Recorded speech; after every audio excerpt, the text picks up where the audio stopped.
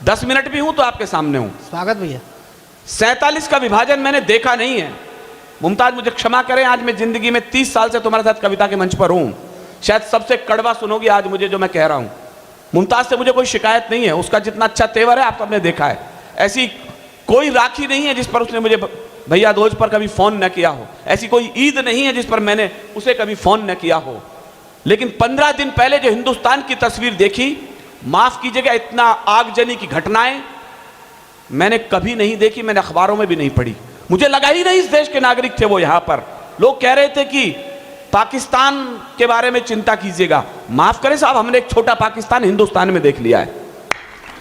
मुझे सच कहने और सुनने वाले लोगों की तालियां चाहिए, जो झूठ सुनना चाहते हैं वो जा सकते हैं। मैं बहुत कड़वा बोलने वाला हूं, आज मैंने पहले मुमताज से माफी मांग ली है।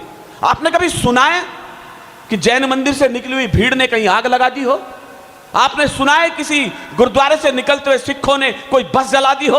आपने सुना है किसी हिंदू मंदिर से निकले हुए लोगों ने टायर जला करके आग लगा दी हो? मैं दुख के साथ सूचना दे रहा हूं, शर्म के साथ सूचना दे रहा हूं, जुम्मे की नमाज अदा होने के बाद हाथों में पत्थर लेकर के ये शांति दूत कौन से इस्लाम का संदेश दे रहे हैं इस देश के अंदर? वाह वाह वाह वाह वाह वाह। मुझे आपके हाथों में तालियां नहीं, चिंगारियां चाहिए सर।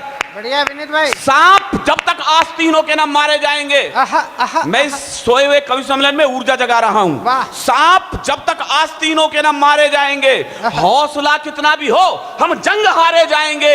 और अब मुझे आपकी या तो 100% ताली चाहिए, हुटिंग चाहिए। सांप जब तक आस्तीनों के न मारे जाएंगे, हौसला कितना भी हो, हम जंग हारे जाएंगे। और दुश्मनों के संग तो हम फिर करेंगे फैसले, पहले घर के जाहिलों के सर उतारे जाएंगे, पहले घर के जाहिलों के सर उतारे जाएंगे। पूरा भारत सुलग गया था हिंसा के अंगारों में। मैं ताजा लाइन पढ़ रहा हूं तो मुझे ताजा तालियां चाहिए आपकी कि पूरा भारत सुलग गया था हिंसा के अंगारों में। गली गली में आग लगी थी कुछ उन्मादी नारों से, गली गली में आग लगी थी कुछ उन्मादी नारों से। आधा मेरी भाषा पर ध्यान देना, मैं क्या बोल रहा हूं। आधा भारत भटक गया था मजहब वाली गलियों में, आधा भारत भटक गया था मजहब वाली गलियों में।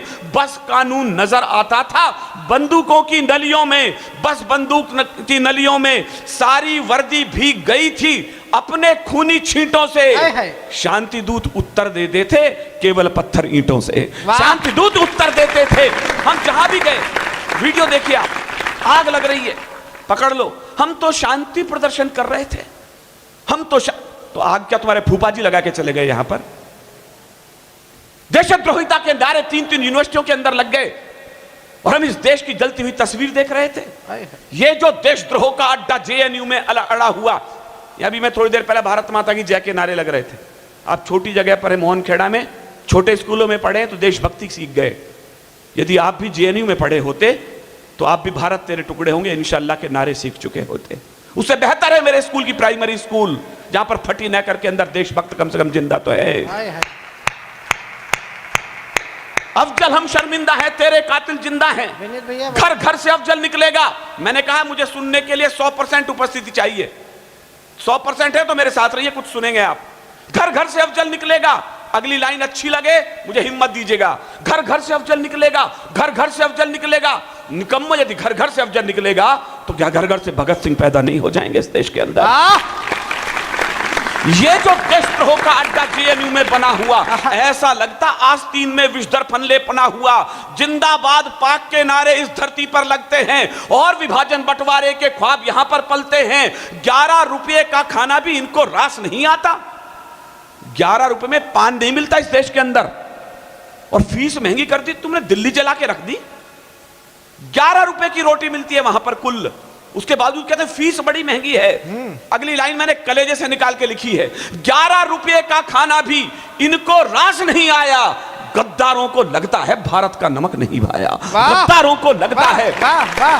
देखिएगा सर, मैं 1 मिनट में वापस बैठ जाऊंगा। मैंने कहा सुनना है तो फिर पूरे मन से सुनिएगा। यदि आज मैं 1600 किलोमीटर दूरी तय करी है तो जरा ध्यान से सुने मैं क्या कह रहा हूं। 11 रुपये का खाना भी इनको रास नहीं आया। गद्दारों को लगता है भारत का नमक नहीं भाया।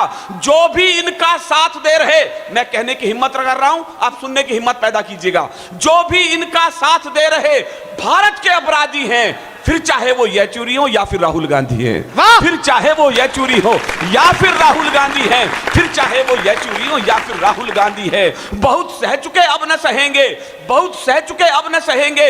इन सारे मक्कारों को अफजल वाली राह भेज देंगे, सारे गद्दारों को वाह! अफजल वाली राह भेज देंगे, सारे गद्दारों को। जिन लोगों ने देश जलाया, अंतिम लाइन सुनिएगा, मेरे पास इसके अलावा कोई चारा भी नहीं है। जिन लोगों ने देश जलाया, जिन लोगों ने देश जलाया, ऐसे सभी दरिंदों का अब इंतजाम हो जाने दो। जिन लोगों ने देश जलाया, अंत काम हो जाने दो। जिन लोगों ने देश जलाया, अजीब देश। एक आदमी वहां बैठा हुआ है दिल्ली में, अपरिपक्व नेता है वो, पूरी तरह युवा भी ढंग से नहीं हुआ। इन्हें शर्म नहीं आती है बोल किसके विरुद्ध रहे? मैं फला फला गांधी हूं, सावरकर नहीं हूं। हाँ। संसद में आंख मारने वाले तुम 100 जन्मों में सावरकर हो भी नहीं सकते।